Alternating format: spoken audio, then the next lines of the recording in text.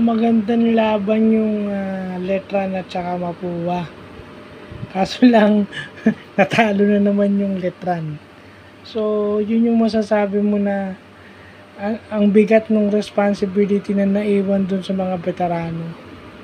Kasi talagang ang gelling is matagal. Hindi mo makukuha yan ng biglaan. Minsan, kung kailan second round, dun palang gaganda yung laro mo, kagaya nitong Letran. Defending champions to, pero 0-6. So, parang growing pains.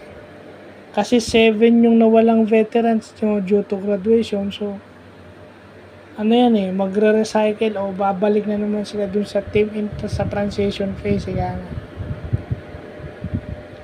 At saka, kahit na meron silang mga athletic at malalaking player, itong mapuwang nakakalaban nila ngayong araw, malaki rin yung Soriano, sumasabay doon sa Santos, 2 beses na nasupalpal.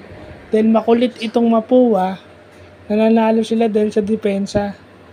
Tapos meron, hindi lang si Paulo Hernandez yung kanilang off night niya si Paulo Hernandez Nung mga nakaraan kasi, pag off night na si Paulo Hernandez o si Warren Bonifacio, talo na yung Mapua. Pero ngayon, may pyesa lalo na yung Escamis, di ba? Maganda na in-score sa offense with 20 points, pero pinatunayan din niya yung depensa niya kasi 8 steals. So, pinahirapan niya rin yung guardia ng Letran na defending champions.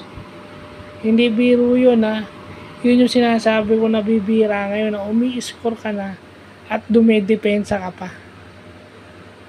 Yung two-way players na tinatawag, meron na bibira lang sa isang player yung 3 and D specialist at saka yung two-way players. Bibira yun. Yung magaling ka na sumut, magaling ka pang dumipensa kagaya nitong Escamis na to. Yun ang isa sa factor na naipanalo yung Mapua kasi off itong si Hernandez. Off the bench na nga itong si Paulo Hernandez So, lumakas bigla yung bench ng Mapua dahil inilagay mo si Paulo Hernandez sa bench.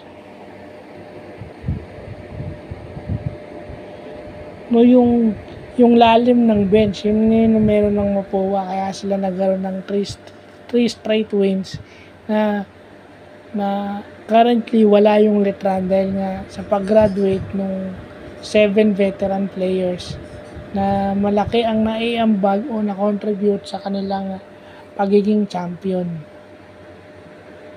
Tsaka syempre nag-a-adjust na rin sila sa coaching change di ba? Dahil hindi na si Bonitan yung kanilang coaches, si Renzi Baharna. So matatagalan pa bago sila makapag-adjust dun sa coaching. Iba kasi pag assistant coach ka lang dati, then bigla ka naging head coach.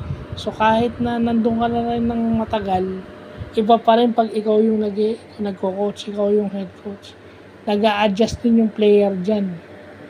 Minimal, pero masasabi ko rin critical. Kasi yung sistema, yung sarili niyang sistema, meron siya sariling sistema na gusto niya ipagawa sa player. So minimal adjustment.